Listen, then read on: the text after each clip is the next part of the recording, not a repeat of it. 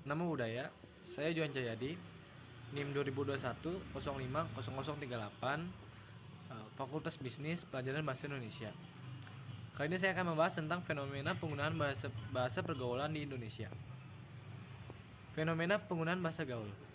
Indonesia pada saat ini sungguh memprihatinkan dikarenakan perkembangan adanya bahasa baru yang belakangan ini penggunaan bahasa Indonesia baik dalam kehidupan nyata maupun kehidupan fiksi sudah mulai mengalami pergeseran dan dapat digantikan oleh penggunaan bahasa gaul. Dalam pemakaian bahasa gaul, pemakaiannya akan dikatakan orang modern atau orang kota dan bukan orang yang berasal dari daerah yang kurang modern. Anggapan seperti ini tentu jelas salah.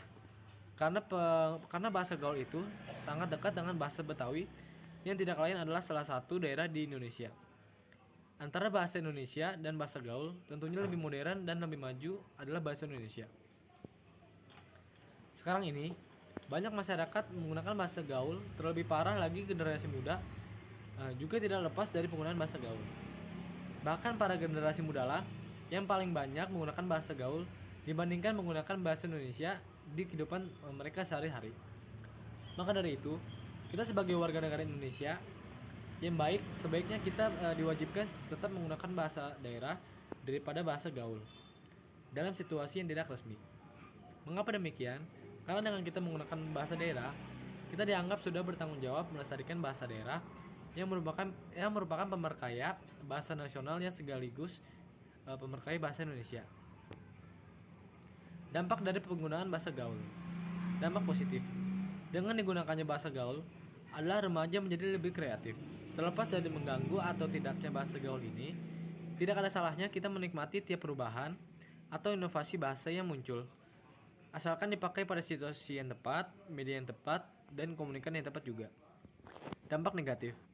Penggunaan bahasa gaul dapat mempersulit penggunaan bahasa Indonesia dengan baik dan benar. Padahal di sekolah atau di tempat kerja, kita diharuskan untuk selalu menggunakan bahasa yang baik dan benar. Bahasa gaul dapat mengganggu siapapun yang membaca dan mendengar kata-kata yang termaksud di dalamnya. Karena tidak semua orang mengerti akan maksud dari kata-kata tersebut. Terlebih lagi, dalam bentuk tulisan, sangat memusingkan dan memerlukan waktu yang lebih banyak untuk memahaminya. Bahasa gaul dapat mempersulit penggunanya dalam berkomunikasi dengan orang lain dalam acara yang formal. Penggunaan bahasa gaul dapat mempersulit penggunanya untuk berbahasa Indonesia dengan baik dan benar. Padahal di sekolah atau di tempat kerja, kita diharuskan untuk selalu menggunakan bahasa yang baik dan benar. Tidak mungkin jika di pekerjaan rumah, ulangan, atau tugas sekolah dikerjakan menggunakan bahasa gaul. Karena bahasa gaul tidak termasuk ke dalam tatanan bahasa akademis. Begitu juga di kantor, laporan yang kita buat tidak diperkenankan menggunakan bahasa gaul. Jadi, ketika situasi kita dalam situasi yang formal, jangan menggunakan bahasa gaul sebagai komunikasi. Gejala bahasa yang dapat menghambat pertumbuhan dan perkembangan bahasa Indonesia dianggap sebagai penyimpangan terhadap bahasa. Kurangnya kesadaran untuk mencintai bahasa di negeri sendiri berdampak pada tergilasnya atau lunturnya bahasa Indonesia dalam pemakaiannya dalam masyarakat terutama di kalangan remaja. Bahasa gaul atau bahasa prokem yang khas Indonesia dan jarang dijumpai di negara-negara lain kecuali komunitas-komunitas Indonesia. Bahasa gaul dijadikan sebagai bahasa dalam pergaulan anak-anak remaja. Istilah ini muncul pada akhir tahun 1980-an. Pada saat itu, ia dikenal sebagai bahasa para anak jalanan disebabkan arti kata prokem dalam pergaulan sebagai preman.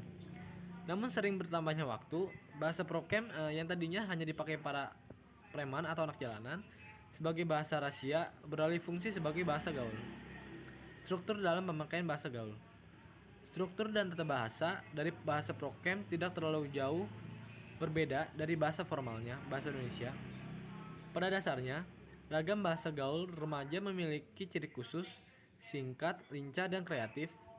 Dalam banyak kasus, kosakata yang digunakan cenderung pendek, sementara kata-kata yang agak panjang diperpendek melalui proses morfologi atau menggantinya dengan kata yang lebih pendek.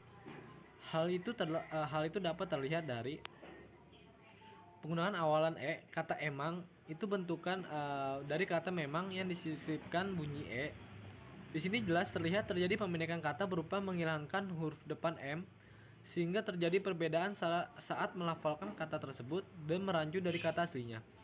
Kombinasi KAG, kata kagak, bentukan dari kata tidak yang bunyinya tidak diganti kak. Huruf konsonan pada kata pertama diganti huruf K, huruf vokal I diganti A. Huruf konsonan kedua diganti G, sehingga kata tidak menjadi kagak. Sisipkan E, kata teman, merupakan bentukan dari kata teman yang huruf vokal A menjadi E. Hal ini mengakibatkan terjadinya perbedaan pelafalan. Pengertian bahasa gaul. Bahasa gaul merupakan salah satu cabang dari bahasa Indonesia sebagai bahasa untuk pergaulan. Istilah ini muncul pada akhir tahun 1980-an. Bahasa gaul pada umumnya digunakan sebagai sarana komunikasi di antara remaja sekelompoknya selama kurun waktu tertentu. Hal ini dikarenakan remaja memiliki bahasa tersendiri dalam mengungkapkan ekspresi sendiri. Ciri-ciri bahasa gaul. Ragam bahasa gaul remaja memiliki ciri-ciri khusus, yaitu singkat, lincah, dan kreatif. Kata-kata yang digunakan cenderung pendek, sementara kata yang agak panjang akan diperpendek melalui proses morfologi atau menggantinya dengan kata yang lebih pendek. Kesimpulan, masyarakat Indonesia saat ini banyak menggunakan bahasa gaul dan singkatan-singkatan dalam kegiatan sehari-hari. Merupakan bentuk penyimpangan dari penggunaan bahasa Indonesia yang baik dan benar. Adanya penyimpangan ini dapat menghambat pertumbuhan dan perkembangan bahasa Indonesia. Luntur atau hilangnya penggunaan bahasa Indonesia dikarenakan kurangnya kesadaran dalam diri untuk mencintai dan menggunakan bahasa Indonesia di negeri sendiri. Hal ini terkadang diperparah oleh maraknya dunia artis yang menggunakan bahasa gaul di media massa dan elektronik. Saran. Adapun saran yang dapat penulis cantumkan dalam karya tulis ini adalah sebaiknya remaja jangan berlebihan dalam menggunakan bahasa gaul karena dapat mengganggu perkembangan bahasa Indonesia di kalangan remaja. Dan hendaknya melakukan pemahaman yang mendalam terhadap pengaruh bahasa gaul serta mulailah dari diri kita sendiri untuk membudidayakan bahasa Indonesia dan meningkatkan kembali eksistensinya di kalangan remaja.